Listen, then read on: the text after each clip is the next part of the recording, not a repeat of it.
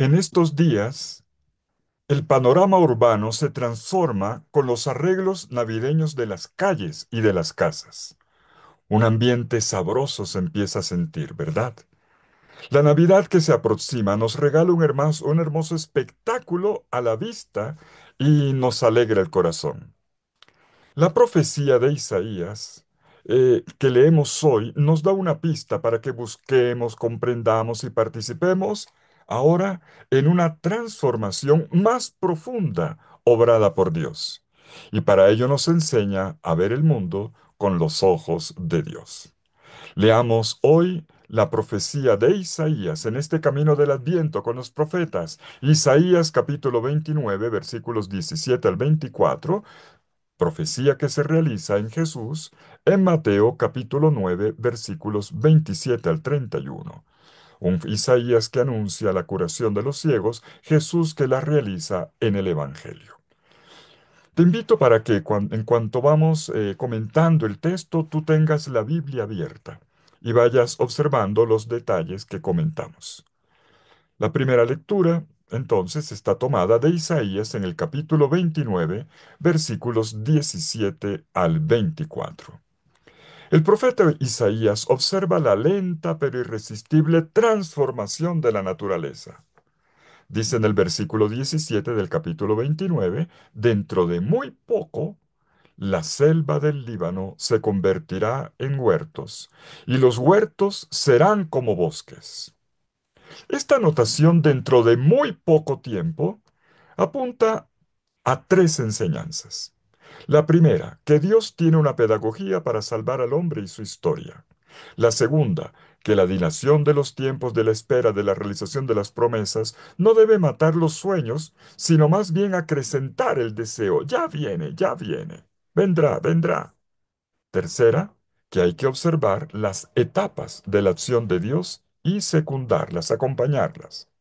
Notemos cómo en el texto de hoy precisamente hay un crecimiento progresivo que el profeta Isaías observa con paciencia y cuidado. Uno, la estepa; dos, el huerto; tres, la selva. Esto es, una inmensa tierra improductiva se transforma poco a poco en una gran explanada fértil, expresión de vida en abundancia. Con frecuencia, nosotros tenemos la tendencia a desesperarnos, ¿verdad? Porque no vemos aún realizados nuestros sueños. También me ocurre. Pues bien, el profeta inculca al pueblo la certeza de que Dios está ahí y le enseña a alimentar su esperanza con la observación de los signos que hay en la historia, los cuales a los cuales no les prestamos atención. Dios ya está haciendo una obra.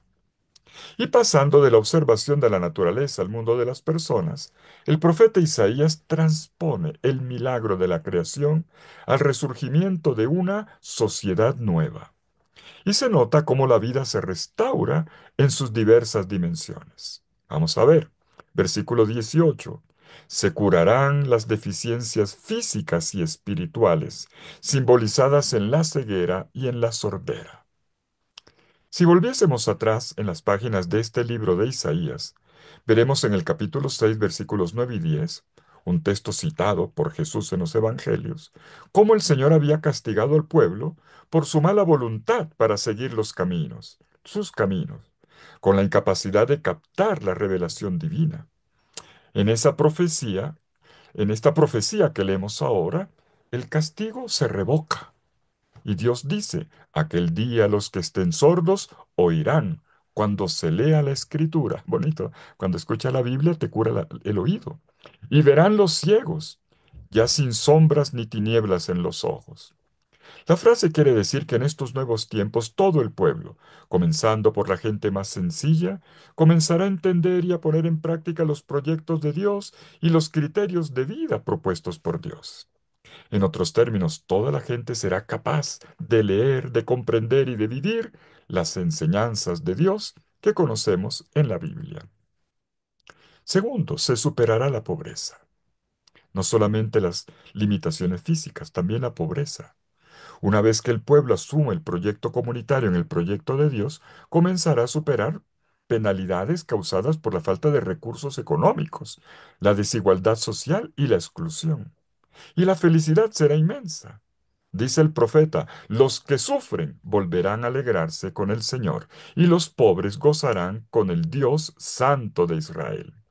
Y tercero, se restablecerá la justicia. No solamente se curan los enfermos, se supera la pobreza, sino que se restablece la justicia. Versículos 20 y 21, míralo. En este nuevo tiempo de la historia humana, ya no habrá espacio para la tiranía ni para el abuso de poder, porque los causantes de las desgracias de la gente y del desequilibrio social, los que tuercen el derecho para el lado de sus intereses, serán juzgados. Dice el profeta, han sido eliminados los que se desvelaban por hacer el mal, los que hacían falsas denuncias, y en el tribunal impedían la defensa y hundían sin motivo al inocente. Veamos ahora los versículos 22 al 24. La dignidad, la oración y la evangelización de un pueblo que se ha hecho comunidad es el nuevo panorama que se asoma en esta venida del Señor. Notamos tres acciones que distinguen a un pueblo que levanta el ánimo y fortalece su fe. Uno, levanta la autoestima. El pueblo siente que puede levantar la cara frente a los demás pueblos, porque lo propio, que era la contradicción interna a nivel espiritual, el no comprender a su Dios, y lo social, la pobreza y la tiranía, han sido definitivamente superados. Por eso dice en el versículo 22, no se avergonzará en adelante Jacob, ni en adelante su rostro palidecerá. Segundo, él proclama a este pueblo el poder del Dios de la vida. Es el versículo 23. Ahora, por el contrario, la gente se siente fortalecida para confesar que Dios es poderoso. Dice, santificarán el nombre de Dios. Y el profeta tiene una prueba personal de que esto es así. Así como el Señor en una ocasión le había dado como señal de su amor y de su gloria un hijo, aparece en Isaías 8:3, de la misma manera los israelitas, al ver a sus hijos, se emocionarán porque viendo a sus hijos comprenderán la obra del Dios de la vida y de la historia. De hecho, la historia de la salvación, desde los tiempos de los patriarcas hasta ahora, es obra de las manos de Dios. Quien aprende a mirar la vida con los ojos de esta profecía, sabrá reconocer precisamente en esta historia, a veces tan oscura, la santidad de Dios, su trascendencia, el rumor discreto de sus pasos en todos los aspectos de nuestra cotidianidad.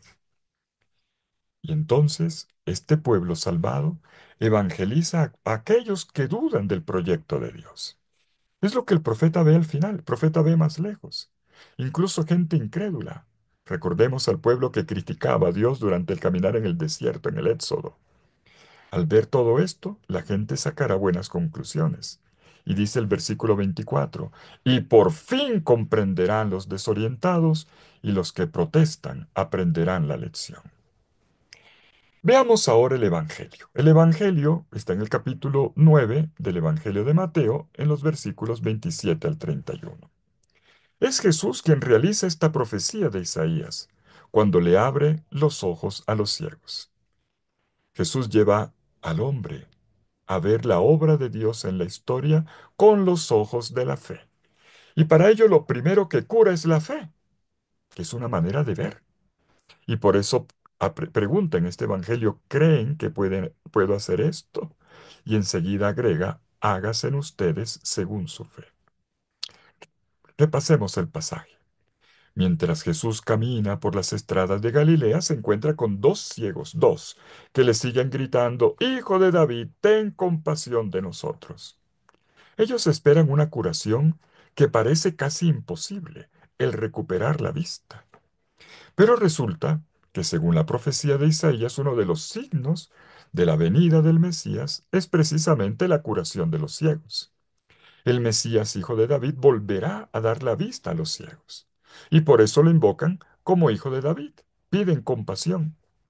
Jesús sigue su camino, pero la insistencia de los ciegos lo hace volver y les pregunta, ¿Creen que yo los pueda curar?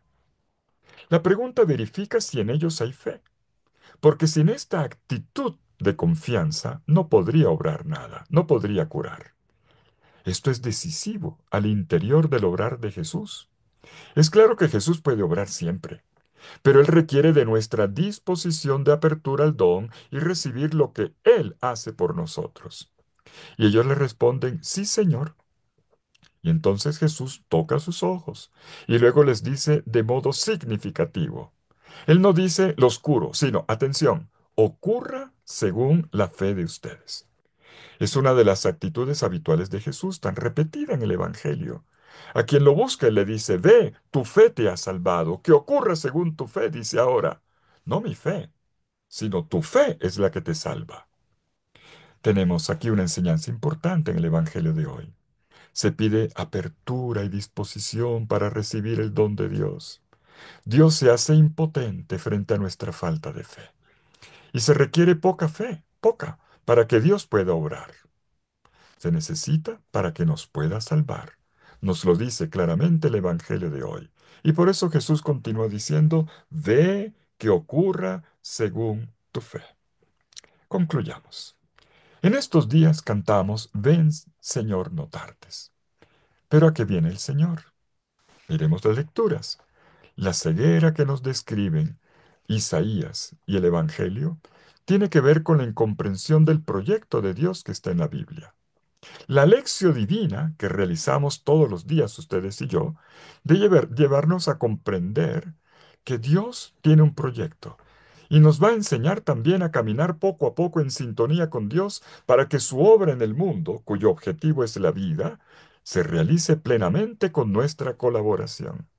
Hacer esto es aprender a ver con los ojos de la fe, para poder poner los pasos en la dirección que verdaderamente construye la historia y la sociedad. Preguntémonos, ¿qué signos de vida hay en mi historia personal, en mi comunidad y en mi nación?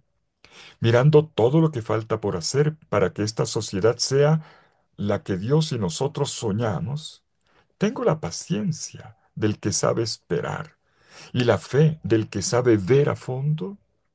¿Qué me pide el Señor que haga para que se realice su proyecto en la tierra? Y a partir de la profecía de Isaías con la que comenzamos, ¿de qué necesitamos ser sanados en este Adviento para que la Navidad sea realmente una celebración de la vida? ¿Podríamos responder con el Evangelio? Necesitamos ver. Feliz viernes, primer viernes del Adviento.